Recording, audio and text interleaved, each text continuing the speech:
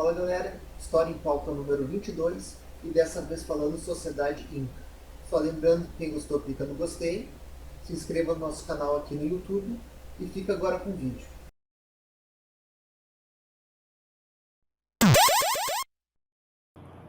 Programa História em Pauta no dia 18 de setembro de 2015, nesta sexta-feira chuvosa de Porto Alegre para toda a América Latina. Aqui do meu lado, o Rafael Freitas, que vai dar o seu oi clássico e apresentar o tema para os nossos web ouvintes. Oi. Muito boa tarde, Freitas. Oi. Qual é o tema de hoje? Bom, o tema hoje é a sociedade mais exemplar aí da história do mundo, que chegou mais próxima de uma sociedade sem exploração do homem pelo homem. É a sociedade incaica, peruana. E Freitas, aproveitando o ensejo, fala um pouco para nós sobre a Semana Inca do nosso blog. Semana incaica, né? Na Semana incaica não terminou ainda. Como nós estamos em meio a festejos, rememorando aí os feitos farroupilhas, né, que é tido como exemplo para nós, aí, o modelo para toda a Terra. Então nós, para se contrapor a esse falso modelo toda a Terra, nós queremos mostrar aquilo que para nós é exemplar, que é a sociedade incaica. Então a gente está promovendo esse programa aí, ao vivo, aí, no chat, aí para todo mundo que quiser ouvir, tá? Toda a América Latina, né? Toda a América Latina integrada. E também nós estamos preenchendo nosso blog com bastante material aí, com verbete, com vários textos aí, e também bastante ilustrações referenciando aí os incas. Freitas, uma coisa interessante que tu falou agora é que geralmente se tenta comparar, muita gente fala que a sociedade inca foi uma sociedade socialista, né? Porque houve o comunismo incaico, e muitos livros até falam, se perguntam quem foi o Karl Marx dos incas que elaborou esse modo de produção. Quem será que foi o Lenin deles? Quem foi? Mas na verdade a gente tende a fazer a trazer como as referências o socialismo europeu. O socialismo que, entre aspas, foi o socialismo real, né? Que eu chamo até de capitalismo de Estado, não de socialismo. E lá na Europa se tem como modelo. Mas os próprios teóricos só para concluir. Da União Soviética chamavam dessa maneira. Não é xingamento. Mas só para concluir, nós temos que reverter essa lógica. O nosso modelo socialista ele tem que ser baseado no modelo incaico. Nós não podemos nos prender. Por exemplo, nós estávamos aqui estudando muitos textos, né? Para fazer esse programa, debatendo alguns deles, algumas ideias contraditórias que eles trazem, e todos os textos apontam, né, que a sociedade inca não é socialista porque tinha um tipo de escravidão, ou porque era uma espécie de, sei lá, as pessoas eram subordinadas ao Estado, era um Estado absoluto, mas a referência é sempre o socialismo, o capitalismo de Estado que aconteceu na União Soviética. Não temos referências próprias, é por isso que esse programa é tão importante. Nós temos até um texto do Instituto Mises defendendo que o Estado socialista, aliás, o Estado incaico é imperialista e socialista, tendo como modelo uma visão de que o governo de Stalin foi totalitário, então ligando com essa opressão aí do Estado de um modo pejorativo, né? Chamando de socialista dessa maneira. Você estudou uma lida daquele textinho? Claro, é um texto. Lembrando que o Instituto Mises é uma congregação de liberais que tenta explicar a sociedade de acordo com um ponto de vista político liberal. Até os detratores do Império Inca acusam que eles são socialistas. É verdade. Até aqueles que... Mas é um socialismo nosso, é um socialismo autêntico. Porque se o socialismo tem que ser construído na América Latina, ele deve ser construído a partir da nossa empiria histórica. E por isso que a gente está aqui estudando os incas e trazendo esse programa sobre os incas, porque mostrar essa antiga realidade do império, que é pouco citado em livros de história. Geralmente a história antiga começa com os mesopotâmicos, com os sumérios, os gregos, os romanos, mas não se fala dos incas, e não se fala das potencialidades e das características que nós podemos utilizar na construção do futuro socialista, com certeza, pátria grande, a partir dos incas. Mas eu quero fazer uma pergunta para ti. Tu que é um leitor árduo, tem uma vasta leitura, na primeira síntese americanista, tu fez uma apresentação de uma obra, que é muito importante, dá para a gente relacionar com o nosso conteúdo. um livro que descreve as sociedades originárias e foi uma influência para o socialismo utópico aí, europeu. Thomas More. É verdade. Utopia. Tu localiza alguma coisa incaica naquele livro? Na verdade, é uma visão europeia transfigurada para a realidade ameríndia.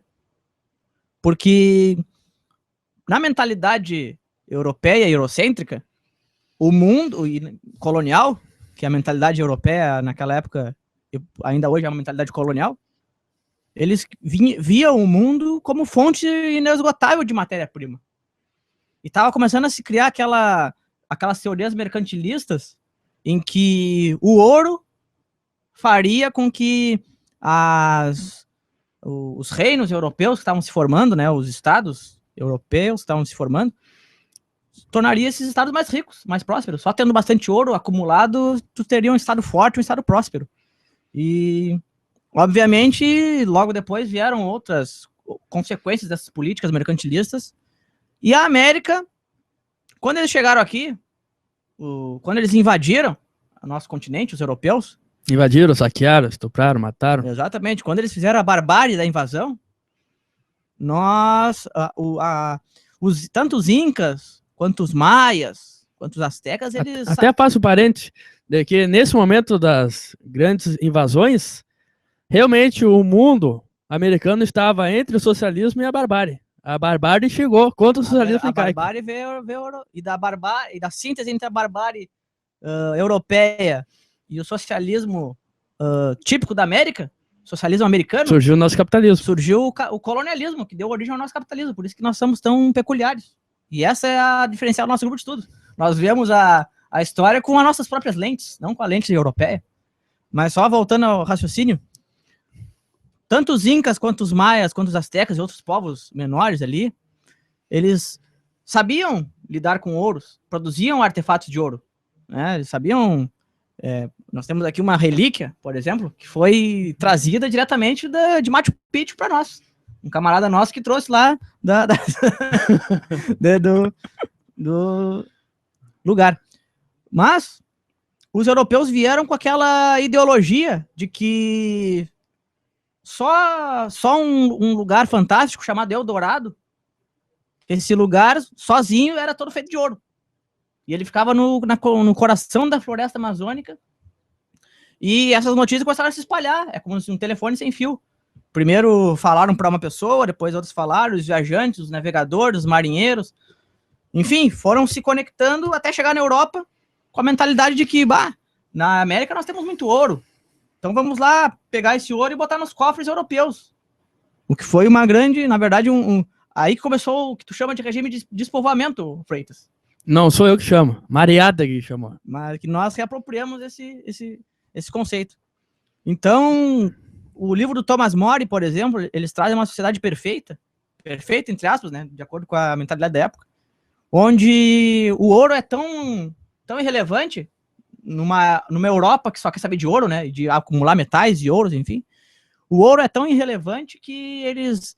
Olha para te ver como a mentalidade da época influencia na literatura, influencia na pesquisa histórica. O ouro é tão irrelevante que servia para prender escravos, algemar os escravos, né?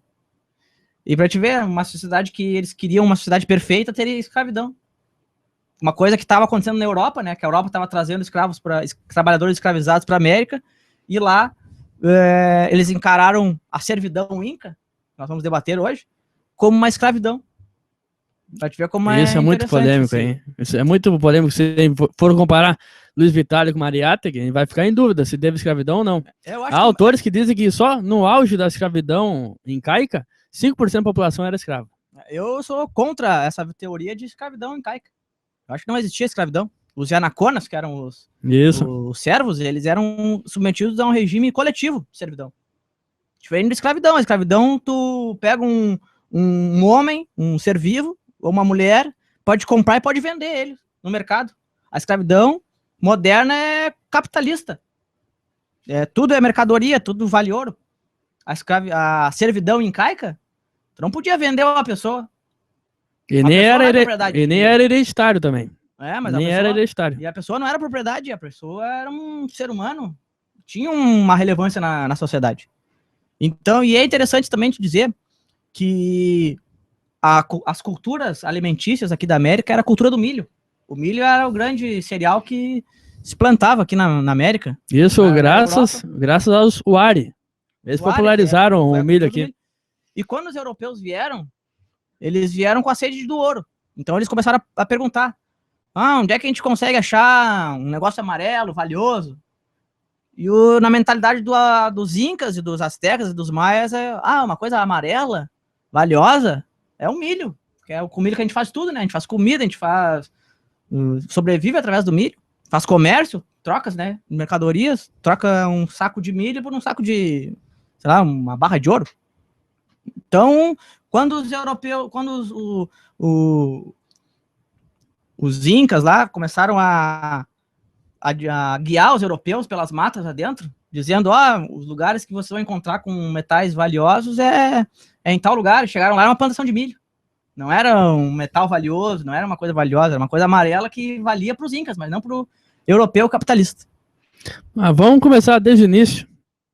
Qual é a origem mais antiga aí dos incas? Qual é a tua opinião? Tu já deu uma dica aí, a sociedade Wari. Não, tem uma sociedade mais antiga ainda. Que é a civilização de Caral. Também não é Caral. É Chavin. Chavin de Huantar, que veio depois de Caral. Caral é a cidade mais antiga. Dizem até que a civilização de Caral, não se sabe muito bem, ela fica ali onde hoje é o Peru, divisa do Peru com a Bolívia. Não, Peru com a Colômbia, se eu não me engano. É a civilização mais antiga. Só existe uma cidade de Caral. E há suspeitas que essa civilização ela é mais antiga que os egípcios. Pode ser a cidade mais antiga, mas qual é o que quebra a visão eurocêntrica e até, por que não, africocêntrica, que as primeiras civilizações vieram da África e da Europa. Quebra essa visão. Mas pode ter sido a cidade mais antiga, mas a cultura mais antiga é a Chavin. Tem vários elementos aí com o uso de vasilhas, né? Bem, casas de pedra, que continuou com os incas. Deformações no crânio, que é as cirurgias no crânio, que continuou com os Wari, e depois continuou também com os incas. E também o deus felino. Mas não era a única divindade, também tinha a ave, a serpente, e a questão do milho. Começou com eles. Cultura do milho. Trazendo, lembrando que essa região aí dos incas é a região andina, mas o milho veio da Mesoamérica. Exatamente, que é a Mesoamérica, onde hoje é o México, ali a América Central. Pra gente entender bem essa questão aí da questão da cultura Chavin, que é a mais antiga. Talvez não seja a cidade mais antiga, mas é a cultura mais antiga. Nós podemos comparar com o CTG 35 aqui de Porto Alegre. Por quê? Todo CTG, todo o Rio Grande do Sul, todo mundo tem que seguir a mesma estrutura, mesma organização. E o mesmo aconteceu nesse período Chavin, com a organização cultural, religiosa e também administrativa em toda a região andina. Foi a primeira cultura que se regionalizou na América Andina. Então, por isso pode dizer que a origem cultural é a Chavin, mesmo não sendo a cidade mais antiga.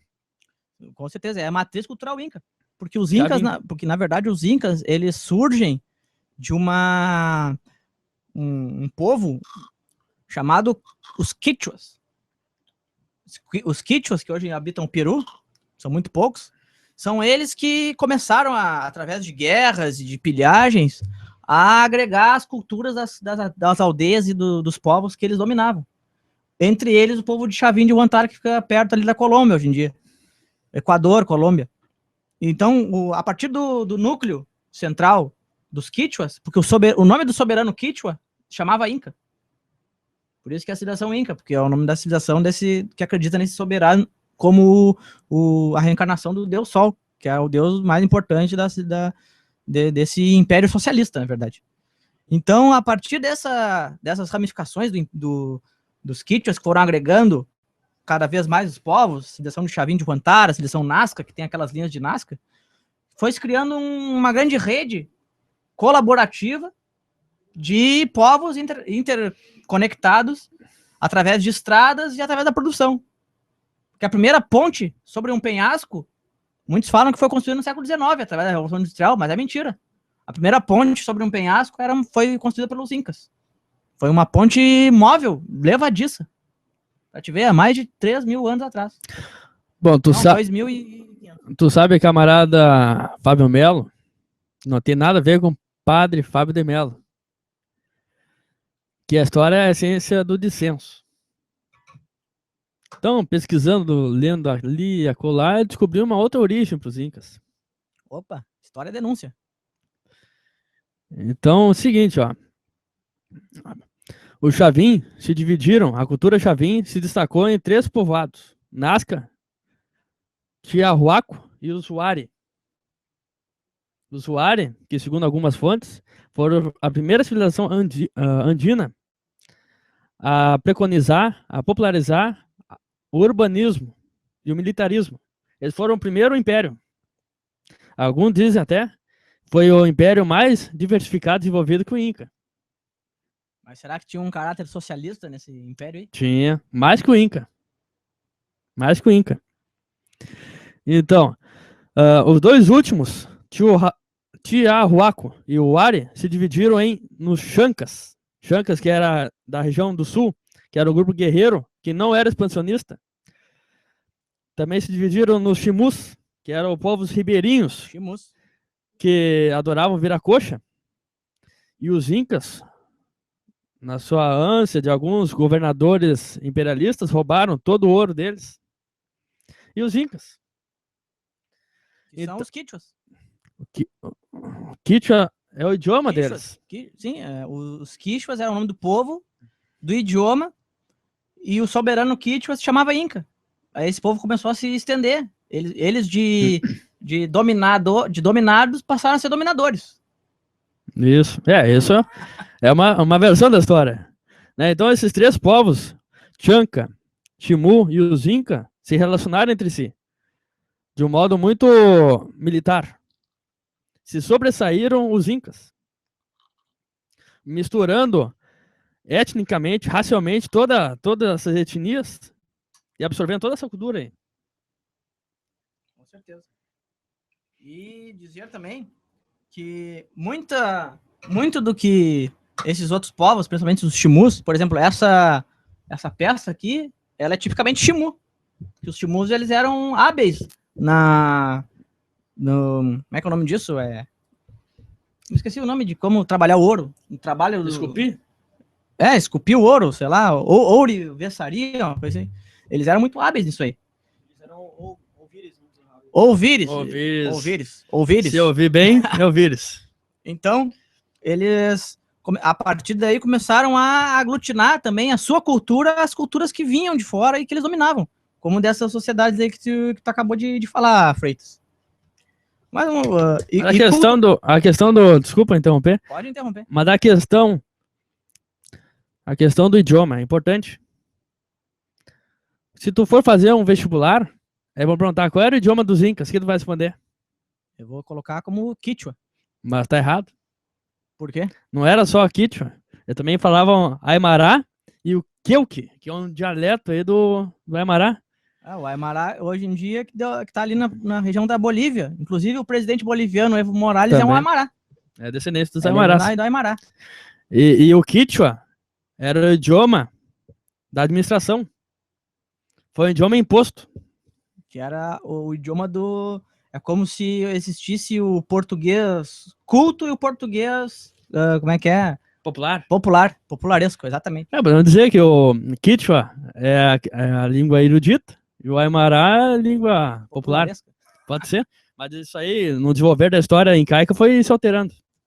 Mas, Freitas, o que a gente pode dizer sobre a formação econômica dos Incas? Como é que eles se organizavam? Como é que eles produziam?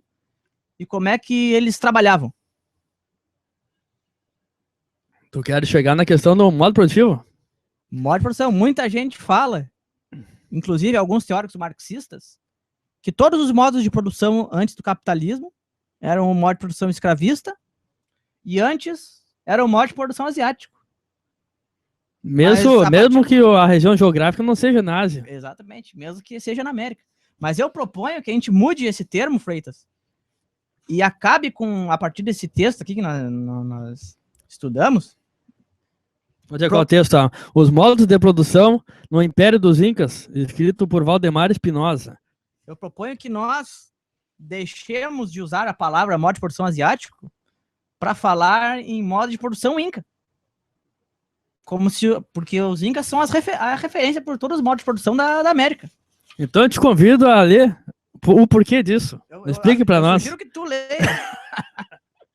Vamos tentar então. Virgílio Roel assume essa caracterização, que defende e expressa. Vamos ver aqui, ó. Vamos pular aqui, né? Todas as evidências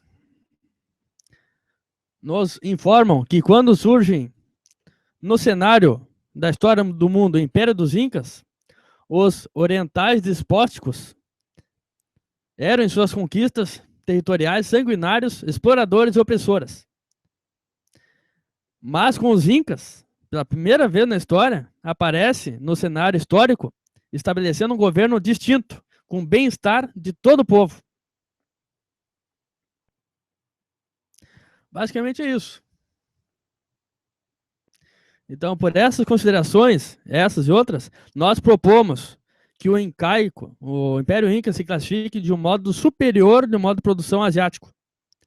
Esse modo de produção superior ao modo de produção asiático, um nível superior, mais elevado, mais desenvolvido, esse autor, Virgílio Roel, denomina modo de produção Inca. Modo de produção Inca. Então, a sociedade, nós podemos dizer que os modos de produção da América, eles não são modo de produção asiático, são modo de produção Inca.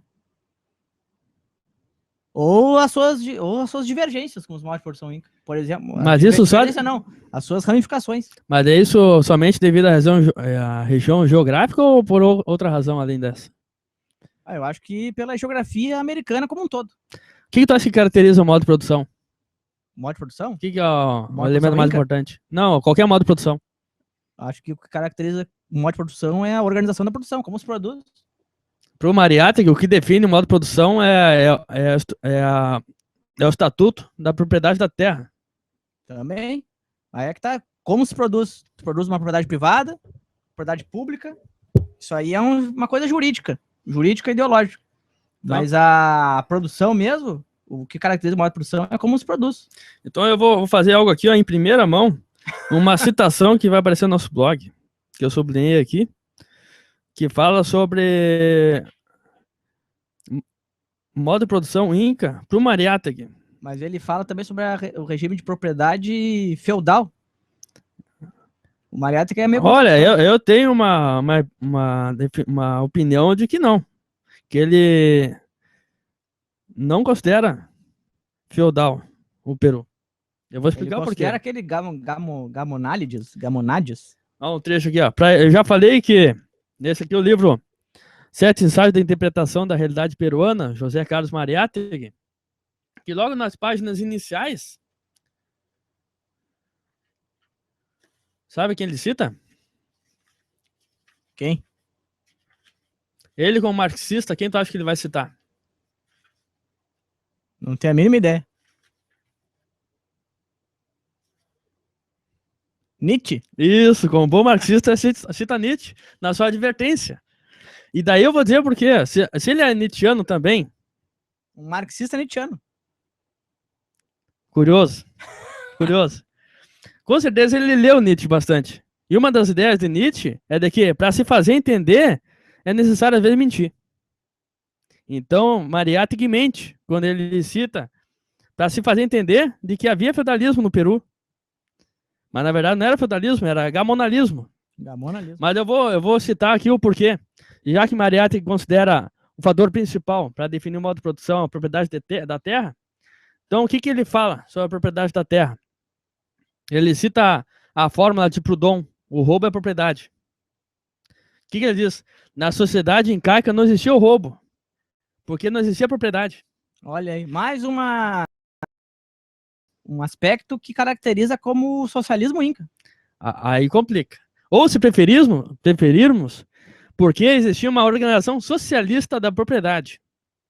Mas antes ele diz aqui, ó, Aguirre Morales diz que na sociedade incaica se desconhecia o roubo, por uma simples falta de imaginação para o mal. Mas não se destrói com uma frase de engenhoso humorismo literário, um fato social que prova precisamente o que Aguirre se obstina em negar, o comunismo incaico. Comunismo incaico. Mas aí, Mas se existe um Estado Inca, não pode haver comunismo. Mas tu imagina o seguinte, se para ele o que define o modo de produção é o estatuto, é o tipo de propriedade, ele diz que a propriedade é socialista, mas o modo de produção é comunista. Não tá estranho isso? É muito estranho. Eu acho que é por isso que eu digo, a literatura europeia influenciou muito os pesquisadores do século XIX, XX, e o Mariátegui não deixa de ser um desses caras influenciados por essa literatura europeia. Então ele não define, ele deixa uma confusão em aberto, porque a propriedade da terra é socialista e o modo de produção é comunista. É, muito estranho isso. Mas vamos à praxis. Como é que se organizava uma sociedade para produzir, Freitas? Olha, eu considero o mais importante é a divisão das classes sociais nessa Existiam sociedade. classes sociais no antigo Império Inca? Isso é unânime, existia. Quais eram elas? Existia para Luiz Vitale, existia para Mariátegui. Quais são? Eu botei até em grito aqui, tia. O imperador Inca, que nem sempre foi Inca. Ah, sim, tinha Antes outras... era Capac. Não, é a lenda que o imperador é descendente do Manco Capac, que foi uma espécie de herói deles lá. Mas há livros que apontam ele como o fundador da civilização Inca. Eu acredito nessa hipótese. É, que, por exemplo, os antepassados, como eles viam a realidade como uma coisa mágica, né? Por exemplo, o sol é um deus, o vento é um deus, o morro ali é um altar sagrado. Então eles viam que os homens de antigamente, para eles, né, faziam grandes feitos. Aí seriam uma espécie de heróis, semideuses, enfim. Os reis de outrora eram grandes divindades, né? divindades. Como dizia Mariátegui, de modo correto. Para os Incas, a igreja era o Estado. Eles tinham uma religião oficial. A religião era o Estado. Aí que tá. O imperador Inca, na pirâmide social lá em cima. Abaixo, a alta aristocracia. Quem eram esses aristocratas? Quando alguém te chama de panaca, tu se ofende? Depende quem chama. Mas no caso incaico, se fazer parte de uma panaca era uma honra. A família do rei era panaca. Eles eram os panacas. Eram panacas. Então quer dizer que se tu chamar alguém de panaca, tu tá falando que ele é um nobre. Um nobre incaico. E cada integrante dessa panaca era chamado pelos espanhóis de orelhões. Por quê? Por causa daqueles atributos que eles tinham aqui? Olha, o porquê eu não sei. Mas eu sei que eram os espanhóis chamados dessa maneira. Se a gente for ver na imagem, tem 2 orelhões aqui. Isso é algo a ser estudado. Então tem altos funcionários do Estado, burocracia administrativa, o clero, os curacas. Quem são os curacas? São os governadores de uma certa região administrativa, como se fossem os governadores de estado. Certo? Existiam os caciques no Brasil, existiam os curacas, que eram os caciques da América Andina. Eram líderes dos Ailus.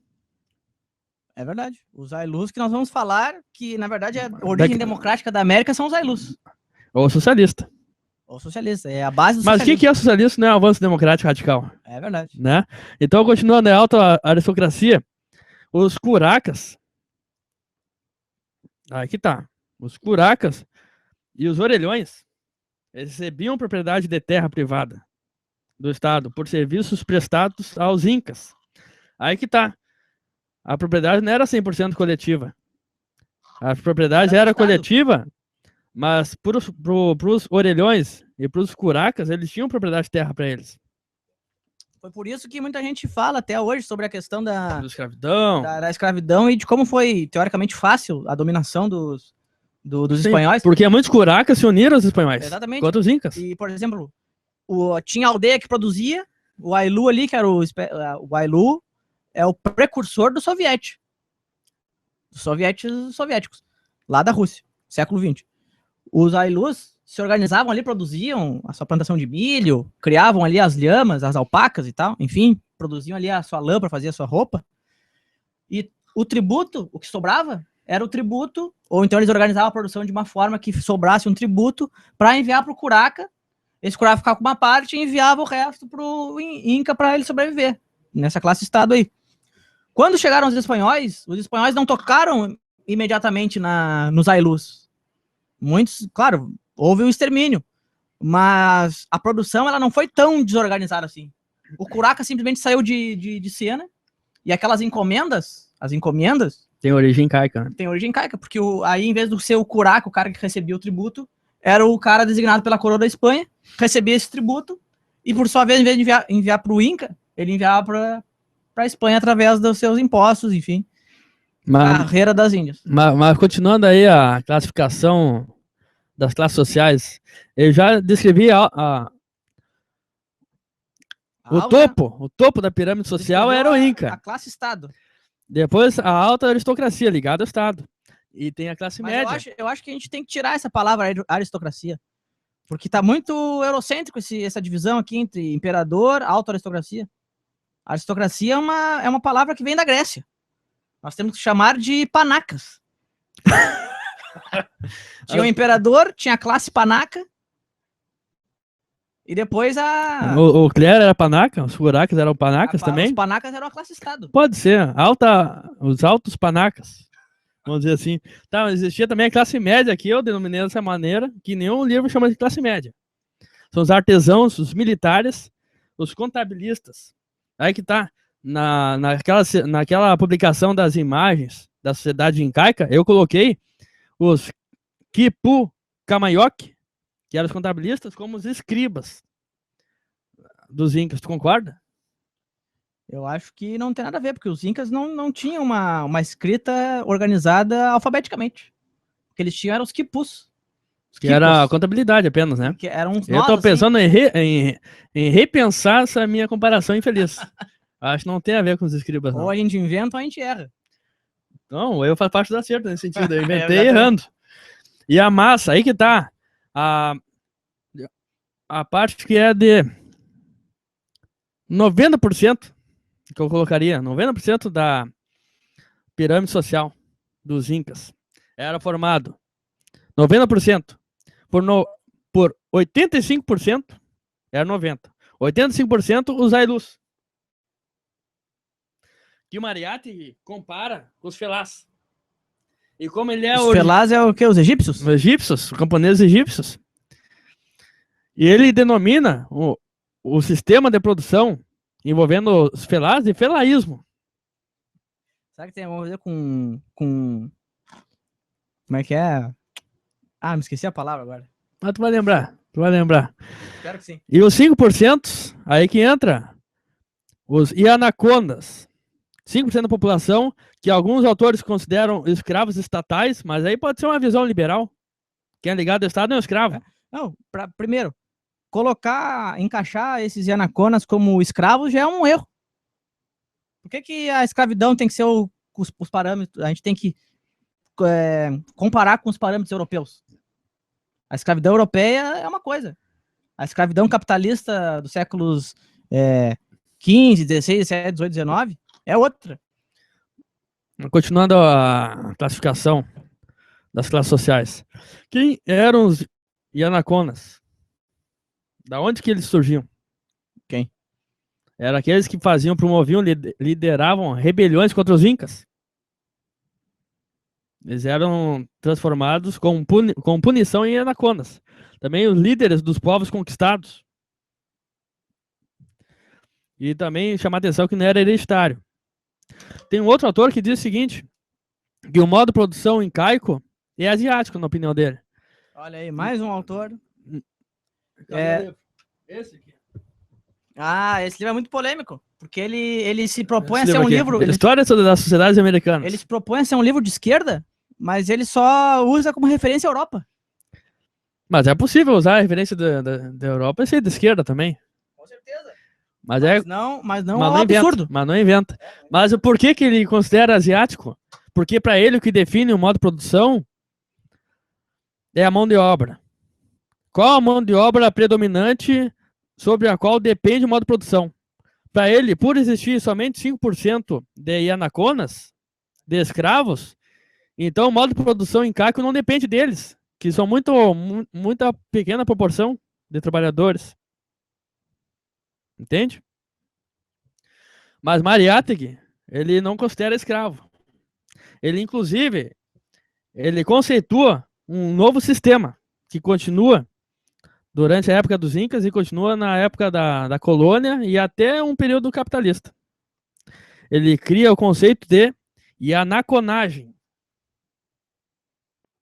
E o que seria esse conceito? E é aqui que ele encontra como uma variação do sistema de servidão. Olha aí. E a anaconagem... Já é um passo adiante. Aí que tá, ele cita, ele mente que havia feudalismo para se fazer entender. Mas na verdade não é o feudalismo. A servidão se desdobrou desde os Incas até o capitalismo da época dele em dois conceitos, dois sistemas de produção, duas formas de mão de obra diferentes, ianoconagem e também os gamonales. São dois estanques, dois atrasos para o capitalismo no Peru. Só que ele considera o gamonalismo algo específico dos indígenas. E a anaconagem vai além dos indígenas, etnicamente. Então, podemos localizar aí, ó, nos Yanaconas, algo que mentirosamente é feudalismo, mas é a anaconagem. E os Yanaconas, como eu falei anteriormente, eles não eram comprados nem vendidos. Não era uma lógica mercantil, liberal, que regia o estatuto da Yanaconagem. Mas eu quero definir aqui, ó, qual é o modo de produção incaico. Para mim, o modo de produção incaico é o modo característico de produção incaico. O nome tem que ser esse. Tudo bem. Mas vamos dizer aqui, ó, a complexidade, ó. Quem tem a razão é esse autor aqui, ó, Luiz Vitale. Um dos grandes inspiradores do americanismo. E isso aí é uma citação que ainda não foi pro ar no nosso blog. Primeira mão para quem estão ouvindo. As formações sociais Inca e Azteca foram sociedades de classe, mas preferimos chamar de protoclassistas. Eu não explico o porquê do proto, mas ele classifica como classista. A elite dominante dessas sociedades, incaica e azteca, usufruiu do modo de produção comunal das culturas submetidas. Que é o que a gente relatou agora. Impondo um tributo e apropriando-se de parte do excedente da mais-valia para os produtos, apropriando-se de uma parte da força de trabalho das comunidades. Por isso que ele chama modo de produção comunal das sociedades submetidas, que eram tributadas. Então é modo de produção comunal tributário. Não, e aí que tá. Eu acho que a gente deveria mudar também. Por exemplo, quando se fala em sociedade de classe, quais são as classes que existiam na sociedade Inca? Essa que eu falei, e mais outras.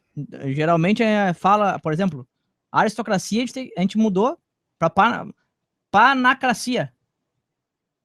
Será que a gente pode usar esse termo? Panacracia? Vamos estudar mais, quem sabe chega lá. Mas como o Luiz Vitale é um trotskista, ele usa a teoria do desenvolvimento desigual, combinado porque é dialético, se relaciona, porque é paralelo. Então ele continua, ele analisa, vai mais adiante o modo de produção. Ele mesmo se contradizendo. Ele é dialético ao extremo, então. Dialético. Ele lança agora a antítese dele. A tese dele é que o modo de produção é comunal tributário. E qual é a antítese dele? Paralelamente ao modo de produção comunal tributário, os estados Inca e Azteca trataram de generalizar novas relações de produção através do trabalho dos Ianas, Mayeques e Tlacotlis. Ele não dá nome. Mas ele diz que, paralelamente a esse modo de produção, há um outro, que não denomina. O que eu concluo? Em primeiro lugar, as sociedades igualitárias, socialmente democráticas, a Ailus, é esse o nome, né? Ailus. Eles não eram comunistas. Por quê? Porque eles faziam parte do Estado Inca. O comunismo não tem Estado. Eles pagavam tributo. Foi o que eu falei anteriormente. Comunismo... É que nem o Mariátegui. Não existia comunismo nos Incas. Mariátegui estava enganado. Isso, ele disse que era um modo de produção socialista, uma sociedade comunista. Mas se tem as classes Estado, se tem os panaquistas, que são Os panacas. tem os panacas, que é a aristocracia. Então, é uma grande contradição falar que os incas eram comunistas. Então, Mas a gente pode dizer que o modo de produção inca era o mais próximo ao socialismo americano. mas vamos... E qual é a síntese do Luiz Vitale? A síntese era o seguinte, de que as sociedades incas e astecas eram um modo de produção transitório. Era uma transição. Tinha esses dois elementos, comunal tributário e esse novo que surgia, que era o germen da propriedade privada e do capitalismo que estava vindo. Então era uma sociedade de transição. Assim como o feudalismo era escravismo misturado com capitalismo, a sociedade incaica e asteca era de transição. Por isso que ele diz que a América Latina não passou pelo mesmo modo de produção e mesmas transições de modo de produção que a Europa. Aí que está a síntese dele. Ó. O modo de produção era transitório. Então a gente pode definir como modo de produção, primeiro, socialista inca, depois modo de produção colonial, capitalismo desigual e combinado, que permanece até hoje. Esses são os modos de produção da sociedade do Peru e das dissidências onde dominava o Império Inca. Ao meu ver, Luiz Vitale explica a ideia desse autor que eu li aqui, Virgílio Ruel. Ele explica por que o modo de produção inca e asteca é específico, é único, que merece ser chamado modo de produção inca. É uma mistura de comunal tributário com outro modo de produção ainda não denominado. Freitas, agora vamos ir para essa parte bem polêmica, que eu considero uma parte de extrema importância nos dias de hoje. A gente debater. A gente se pergunta o que é democracia. Né? Nós fizemos até uma história em pauta sobre isso. Foi o primeiro, se eu não me engano, história em pauta e foi sobre democracia. E nós fizemos, eu acho que foi bem oportuno a gente fazer aquela história em pauta, porque a gente buscou os conceitos de democracia na Grécia. E até afirmamos que não havia democracia na Grécia, porque os escravos eram proibidos de votar, os estrangeiros eram proibidos de votar, e era só uma elite que votava, e as mulheres também estavam excluídas do processo. Então, o termo democracia, talvez a gente tenha que substituir o termo democracia por ailuísmo. Eu prefiro chamar de modo de produção comunal tributário. Porque o ailu, eu li um texto, também deve ter lido, da Camila Torres, que é uma das escritoras daquele blog Pandora Livre, que está sempre compartilhando com a gente os textos lá no nosso grupo de estudos. É um texto que se refere à Colômbia. A Colômbia não, a Bolívia. A Bolívia. Mas por que nos interessa? Porque os incas se estabeleceram nos atuais Peru, Bolívia, Chile, Colômbia e Equador. Então nos interessa. E o modo de produção deles se expandiu de alguma forma para essas áreas. Ou, absorvendo o modo de produção já existente ou impondo... Que era comunal. Exatamente. E tributando esse modo de produção democrático. Então, no texto da Camila, que se chama Minha Democracia é Melhor que a Sua, é uma ironia, o conteúdo do texto é uma ironia. Por exemplo, as pessoas que acham, o Evo Morales está muito tempo no poder, mas a chanceler alemã, Angela Merkel, está mais tempo que ele e ninguém fala nada. Para os liberais, os conservadores brasileiros, está muito tempo no poder na Europa. Tem a Margaret Thatcher ficou uns 10 anos na Europa. Então é um mérito, é uma coisa boa. Agora, se é aqui na América, que alguma pessoa que fica mais de 10 anos no poder é ditadura. Claro, nós temos ditadura. Tivemos ditadura. Mas nós não podemos negar a origem popular e a democracia que se instalou na América após os anos 80. Isso é uma democracia de fachada. Porque ainda, infelizmente, ontem foi vetado lá no Supremo Tribunal Federal o financiamento de grandes empresas. Nós ainda não temos uma democracia de fato.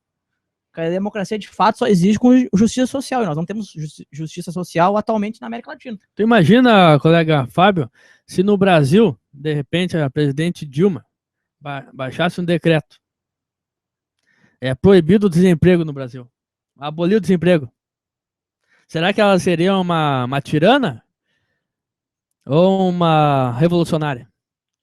Olha, eu acho que desse ponto de vista seria revolucionária. Mas os incas aboliram o não trabalho. Não, mas, Todo mundo trabalhava, todo mundo se sustentava. mas é que tá. Ou era a Elu, ou era Yanacona, mas todo mundo trabalhava. Tanto que se diz que o trabalho era forçado. Não, mas aí é que tá, ô Freitas. Na sociedade Inca, por exemplo, Todo mundo trabalhava, se a sustentava. economia, de certa forma, era planificada. Porque todo mundo tinha que ter o mínimo de condições para sobreviver. Nos Ailus ali. Por isso que eu digo, a origem da democracia da América são os Ailus. É que pra poder captar os recursos da tributação, né? Exatamente. Por exemplo, se eu tenho lá um pala de pele de alpaca, tu veste, e o Freitas não tem, ou o Freitas tem que ter um, que eu também tenho. Então a gente vai lá e produzir pro Freitas para impedir que ele não tenha. Todo mundo tem que ter as condições mínimas. Se eu sei, sei lá, se eu tenho uma casa, o Freitas também tem que ter. E a comunidade tem que ter. Olha só, tem um autor aqui, o concordo Ailu- contigo. Um autor concorda contigo. Luiz Boldin, conhece ele? O Não conheço. que ele diz? Nenhum povo do Novo Mundo encontramos como os incas. Uma absorção lenta e gradual do indivíduo pelo Estado. O veneno é dado aos índios em doses consideradas capazes de determinar uma reação, sem o que insinua lentamente determinar a perda da personalidade. Ele faz uma crítica. O homem está para o Estado e não o Estado para o homem. Viu só? Aqui um socialismo em pleno sentido da palavra. Modo de produção incaico. E é um grande erro enxergar o Império Peruano como Estado socialista. É um grande erro. Devido ao história, porque ele Não, disse com que... certeza, ele é dialético. Embaixo devido ao pretexto de que um Estado de conquista, como o socialismo e o imperialismo, não pode se conciliar. Socialismo e imperialismo não pode se conciliar. Por isso muita gente diz que não há socialismo lá, porque eles eram imperialistas. Mas a sua política está inspirada em motivos de altruísmo. Ele diz que, mesmo sendo imperialista, é um imperialismo altruísta e por isso socialista. Tu me lembrou esse comentário aí do Luiz Bodin. Não, mas só concluindo, que, por exemplo, muitas pessoas, muitos burocratas e tecnocratas fazem aquelas palestras de autoajuda, de motivacional nas empresas, para os trabalhadores, e dizem que para te crescer na vida tem que ter plano, tem que ter planejamento, tem que ter objetivo. Mas é engraçado que esses caras liberais do Instituto Milênio, Instituto Von Mises, enfim, falam nessas palestras motivacionais em planejamento, em objetivos, mas é engraçado que eles não falam isso em relação à economia, né? Porque a solução do capitalismo é a economia planejada. Planificação econômica. Mas a planificação econômica dos incas está no próprio nome do seu estado. O Estado socialista incaico. Começou, a civilização inca, conforme alguns autores, começou com esse personagem histórico que eu fiz um verbete, que é o Inca Viracocha.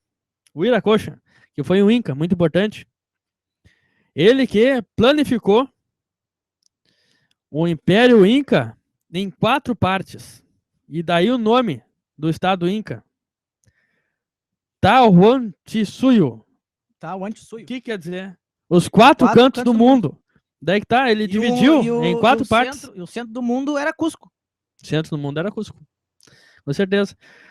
E esses 4 cantos se dividiam em várias províncias, várias tribos. Depende da teoria de história do pesquisador.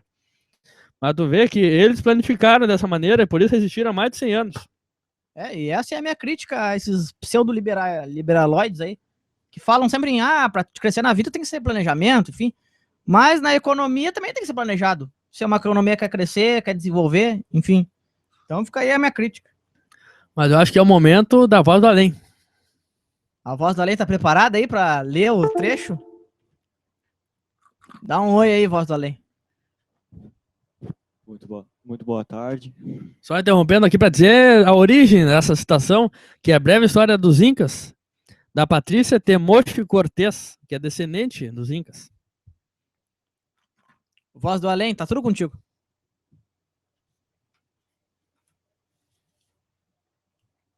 Uma das tradições Aimará, uma das tradições do Aimará, levada ao Vale Cusquenho, é descrita pelos documentos históricos, dito pelo Manco Capac, que levava consigo, escondida entre os pertences, uma faca de ouro, em forma de pássaro. Esse ídolo é conhecido como Huaque. Acredita-se que uma das decisões tomadas pelo governador ocorreram depois de uma longa e profunda conversa com seu quieto amigo. Existiria uma prática de dualidade simbólica na política do primeiro governador? Surgem muitas possibilidades quando se afirma que o Manco Capac era um personagem real que iniciou uma nova linhagem dinástica em Cusco. Essa sucessão continuaria através de outros curacas ou chinches que estabeleceram em várias estratégias como meio de sobrevivência, caso das alianças matrimoniais e das invasões simbólicas. Esse trecho ele é muito esclarecedor de como se mantinham as relações matrimoniais para que sempre houvesse um monopólio do poder. Sim, as panacas se iniciavam com uma aliança matrimonial. E era escolhido de acordo com a localidade, com a povoação. Não existia a ideia de amor. Não se casava por amor. Ou existia uma ideia incaica de amor. Amor inca, que é amor interesseiro, ou altruísta, né? Dependendo do autor. Talvez o mais puro e sincero sentimento do ser humano. Um amor mais profundo que o amor ágape. Ou que o amor surrealista. Mas eu chamo a atenção a alguns pontos que podem ser criticados dessa citação. A autora chama os incas, governantes, de curacas. Será que isso é correto? Eu acho que ela tá errada. Eu acho que ela tá errada. Ou a tradução que foi mal feita, né? Em outros trechos, ela usa o termo curaca corretamente para aquelas lideranças, né? E ela chama o curaca de liderança de senhorios.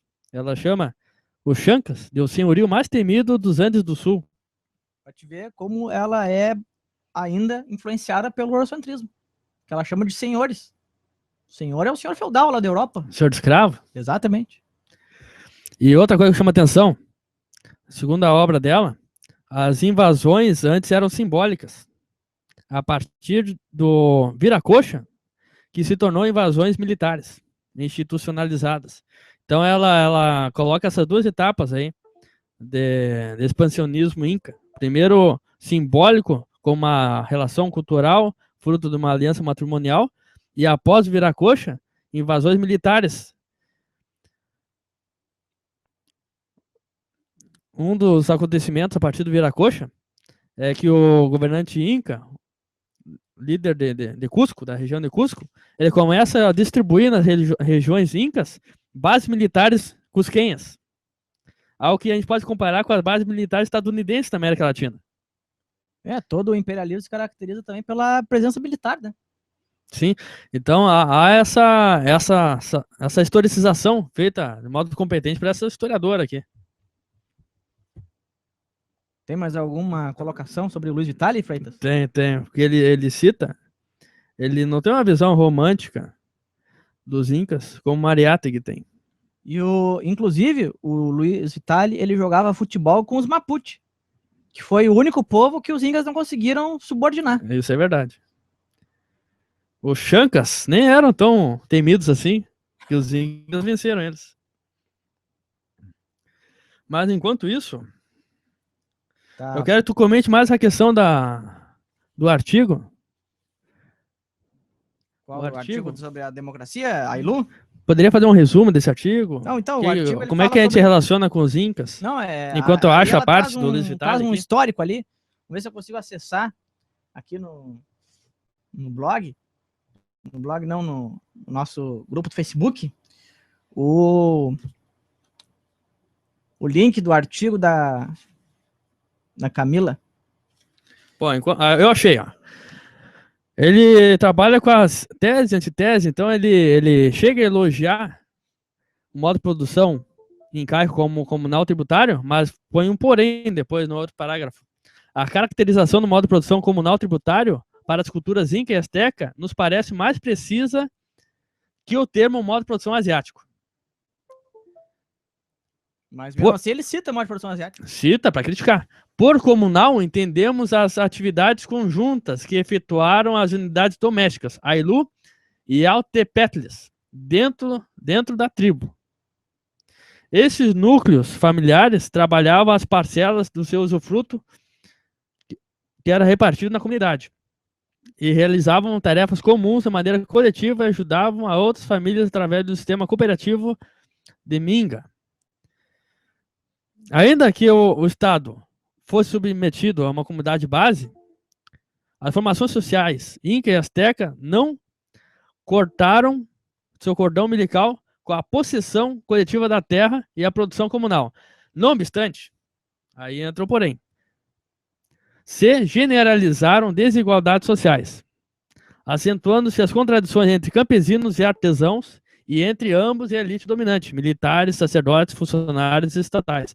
Ele já não coloca como classe média, coloca como classe dominante, está discordando em mim. Que vivia do trabalho das comunidades base. Então as comunidades base tinham importância para os incas que os escravos tinham para os filósofos, para a democracia ateniense. Eles dependiam dos Ailus. A democracia segregacionista ateniense. Mas é interessante a gente notar, Freitas, que a história da América Latina em relação à terra, à propriedade, ela na verdade deu um recuo. Porque dos Ailus lá, que era o centro democrático, o centro de, enfim, comunitário, o precursor dos sovietes russos, desses Ailus, onde a terra era distribuída de forma igual, com a invasão europeia, houve a criação dos latifúndios e consolidação desses latifúndios, principalmente no século XIX, começaram a ser plantadas as culturas para exportação, para o imperialismo, para a divisão internacional do trabalho. E foi no século XIX, inclusive, o primeiro grande acontecimento de reforma agrária da América Latina, que este ano, 2015, faz 200 anos, que foi o regulamento de terras do Artigas. A primeira reforma agrária da América Latina foi essa. E desde então, desde as independências, essa luta da reforma agrária tem sido constante. Porque até hoje não se foi feito na América Latina uma reforma tão... No México a gente teve uma experiência de reforma agrária no começo do século XX, lá com a Revolução, mas ela se perdeu. Tanto que hoje em dia quem domina boa parte das terras do México são os cartéis de drogas, né? Então, uma política que ainda não foi colocada em prática e que só, vendo a história dos Incas, só faz a minha tese ganhar cada vez mais força, a nossa tese ganha cada vez mais força, que a reforma agrária é o primeiro passo para o socialismo. E antes disso, o nacionalismo. Será que a gente pode falar em nacionalismo Inca? Não, nacionalismo não. Mas eu insisto em explicar a questão do modo de produção de transição. Que na falta de nome melhor, acho que aí a gente concorda. Sobre a Revolução Nacionalista, essas questões a gente pode debater. Mas sobre isso que eu vou falar agora, a gente concorda. O nome correto para o modo de produção Inca é modo de produção Inca. É verdade. Para que trazer de outras localidades um nome para esse modo de produção? Sempre quando a gente vê num livro dizendo que os Incas se baseavam no modo de produção asiático, que nem naquele ali, a gente tem que discordar. Tem que discordar. Mas eu quero só enfatizar, explicando um pouco a ideia do Luiz Vitale. O autor Luiz Guilherme Lumbreiras explica Luiz Vitale. E o estranho é que esse livro aqui, ó, ele cita modo de produção comunismo primitivo, produção socialista, modo de produção escravista, modo de produção Inca, e não cita em nenhum momento Luiz Vitale. Certo? Ele é um historiador muito oculto. Pouco valorizado. Mas É que nem nós, somos marginalizados.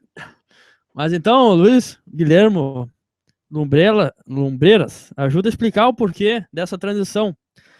Eu já falei que numa página ele disse que o modo de produção era comunal tributário, porque os incas tributavam as regiões submetidas, que eram comunais. Mas existiam outras regiões que tinham uma outra relação de produção diferente. E o Luiz Guilhermo Lumbreiras parece dialogar aí com o Luiz Vitale, conversando, tete a tete, os dois. Parece que está explicando. O que ele quer dizer? Entre aspas, a propriedade privada da terra estava em processo de gestação em Cusco. E também em outras regiões. Outro autor diz, Henrique Mendonça, ele cita esse arqueólogo Lumbreiras, que antes da chegada dos espanhóis, a propriedade privada da terra estava recém em processo de gestação. Entende? Aí que tá. Existia essa gestação da propriedade privada da terra mesclado com o modo de produção comunal e tributário. Modo de produção Inca. Qual modo de produção tinha essa característica na história do mundo? Nenhum, só o modo de produção Inca. Por isso que é tão importante. E eu até sugiro, Freitas, que nosso próximo texto, faz tempo que a gente não faz texto juntos, seja modo de produção Inca. Pode ser. Vamos reverenciar o autor, né? O autor dessa ideia, que é o Virgílio Roeu. Vamos reverenciar ele. Mas, Freitas, vamos nos encaminhando então para os finalmente do nosso programa. Mas não antes sempre fazer uma pergunta surpresa. Que eu vou direcionar a ti e tu vai direcionar uma a mim. E o parabéns pra você não vai ter essa semana? Ah, é verdade. O parabéns a você. Pra quem a gente vai dar os parabéns essa semana, Freitas? Eu vou pensar enquanto faz a pergunta. Mas aí tu vai dar duas respostas, então. Isso. Não, eu vou dar... É a surpresa dele, pra nós dois. Ele Então, participou do programa. Hoje tu que dá os teus parabéns aí, Guilherme. Isso? Antes da pergunta bombástica pro Freitas. Pergunta pro Voz do Além o que ele acha. Qual o parabéns a você? Não, dá o teu parabéns a você aí. Eu acho que deveria dar parabéns pro governador do estado dessa semana, né? Fazer a sessão da Casa do Povo sem o povo. Ah, mas aí não foi uma determinação do governador, foi uma determinação do presidente da Assembleia. Edson Brum, que é do mesmo partido do governador, inclusive. Parabéns ao partido do governador, então. Parabéns ao PMDB. Na verdade, parabéns ao Edson Brum, então, que impediu as galerias de... Então teve... Empichou, então. Teve um impeachment. Teve uma espécie de impeachment do povo. O povo foi empichado. Freitas, faça a pergunta, então. Freitas, a minha pergunta é a seguinte. O que tu considera como aspecto mais relevante para o americanismo a história do Império Inca? Eu considero que é um caso peculiar de socialismo americano que serviu de influência para os utópicos europeus, que está sendo completamente revolucionário agora, em dizer que o socialismo Inca que serviu de influência para a Europa. Em alguma medida, sim. Eu acho que sem a invasão europeia, os europeus não saberiam o que é socialismo. Teve uma troca cultural, né? Eles tentaram entender a sociedade que estava dominando. Com certeza. Isso aí o Mariata que fala muito corretamente. Os europeus vieram para cá, os espanhóis chegaram em Cusco e não entenderam, não souberam descrever a organização social dos incas. E por isso não conseguiram transplantar o seu modo de produção para a América. Por isso o feudalismo não aconteceu no Peru. E isso aí é... Quanto ao feudalismo, Mariátegui é essencialmente nietzschiano. Na minha opinião. Na introdução tem a citação ali. Então eu acho interessante, o ponto mais importante aí pro americanismo é entender as relações sociais aí, principalmente da maior parte da população, que eu arrisco dizer que seja mais de 70%, que é os Ailus, é a massa, que se organizava de um modo que os incas tiveram que respeitar. É verdade. Eles respeitaram a organização social e política de cada região que eles submeteram. Diferente do imperialismo dos Estados Unidos, que ocupou militarmente alguns países para fazer, por exemplo, na América Central, plantações de café, plantações de banana, República das Bananas. Então, acho que a organização social dos Ailus é o ponto nevrálgico aí do americanismo aí, em relação ao modo de produção. Perfeito. Agora é a tua vez. Eu quero que tu faça uma comparação do Império Inca com alguma civilização, com algum movimento político atual brasileiro. Algum Olha. movimento social, algum partido político, algumas ideias que se relacionam, algum resquício no Brasil inconsciente dessa organização tão rica que foi a do Império Socialista Incaico. Eu acho que o que mais chama atenção, como eu falei, é a questão da terra, da reforma agrária e da democracia. Eu acho que esses dois pontos, a reforma agrária e a democracia, são as grandes influências do Império Inca, bem comparando assim de forma objetiva, que se permanece até hoje na vida política brasileira e da América Latina. Lembrando que... Só para concluir, a democracia baseada nos Ailus, democracia ailuísta, onde todo mundo tem voto, tem participação e tem consciência crítica, e a reforma agrária que até hoje não foi feita de forma devida. Lembrando que o Viracocha, né, os Incas dividiram administrativamente o estado incaico em 4 partes, mas não desorganizou geograficamente a organização social das populações, né, da sociedade. E fez mais até, interligou essas regiões. As regiões eram totalmente interligadas por estradas. Antes mesmo do Brasil cortar lá a Amazônia para fazer a Transamazônica, que até hoje não foi concluída, e que eu acho que até nem deve, ou tem que fazer um novo projeto, porque aquelas terras lá, de um lado e de outra rodovia, foram tudo privatizadas pelos milicos pro imperialismo. Enquanto isso, os Incas, há mais de 2.000 anos atrás, já fizeram lá suas estradas, que subiam montanhas, desciam montanhas, subiam uns Andes, desciam uns Andes. Então é isso. Eu gostaria de dar um parabéns aí pro empenho aí do colega americanista Fábio Melo. Foi muito bem na explanação. E eu tô muito contente em continuar uma tradição antiga nossa aí, de que nós divulgamos nosso programa, nossa reunião de estudo. E teve um comentário aqui, ó. Rafa. E quem fez esse comentário? Foi apenas um comentário que não teve nada a ver com o programa. Então nós continuamos ocultos, marginais. E isso me orgulha muito, autônomos. Nós somos ailuenses. Ailuenses. A nossa ideologia é o ailuísmo. Então é isso. Somos ailuístas. Obrigado a todos pela paciência. E eu me despeço aqui.